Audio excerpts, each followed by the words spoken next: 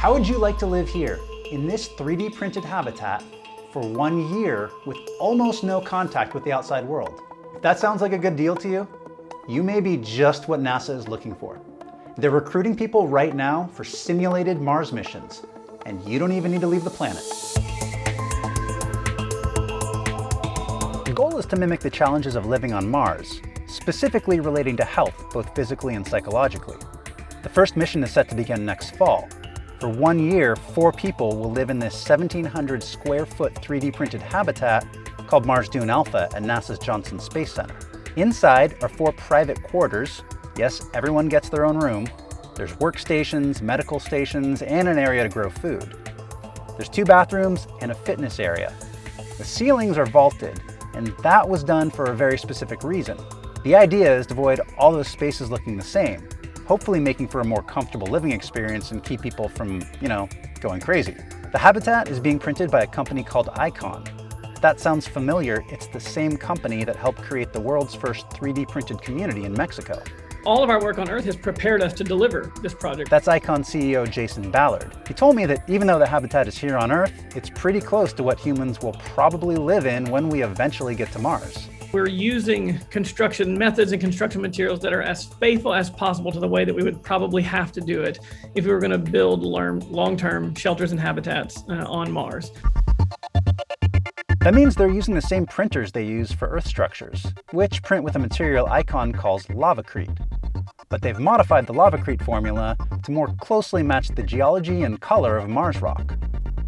So you may be asking, why do we even need to print a habitat? Why not just bring an inflatable structure like they did in The Martian or something like that? Well, there's a couple reasons, but mainly that's a lot of material to transport, and that costs a lot of money. If we want a Martian settlement, we're never going to have it if it costs $10 billion every time you want a 1,500 square foot building. So we're going to have to learn to use local materials to live off the land, like all successful explorers have done throughout history. Now, as for the 4 people living here, this won't be a full-scale Mars simulation for them.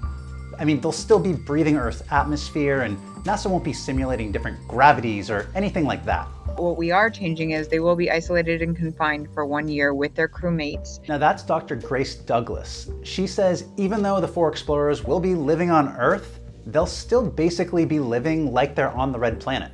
And yes, that does include spacewalks. There will be Mars-relevant resources within these missions, and they will be doing Mars-relevant tasks. So they'll be simulating planetary exploration, and we can start saying this is going to be a Mars tempo and make sure that we are supporting that, or we still have the time to tweak things and fix those things before we go on a Mars mission when we no longer have that opportunity. So who is NASA looking for? There's a list of prerequisites on the application page. They include a master's degree in STEM field and 2 years of professional experience or 1,000 hours pilot in command time on a jet aircraft. All right, so what about money? How much is NASA paying people to live in complete isolation for a year? Well, that I unfortunately cannot tell you. NASA's being pretty tight-lipped about that right now. And if you are interested in this project, I'm sorry to say the application window just closed for this first mission, but the good news is that there's 2 more planned missions, with the next one set to begin in 2024. So what do you think? Would you live in Mars Dune Alpha for an entire year with 3 total strangers with limited contact with the outside world? Let me know in the comments. As always, thank you so much for watching, and if you enjoyed this video, please don't forget to give it a thumbs up. I'm Andy Altman, and I will see you in the future.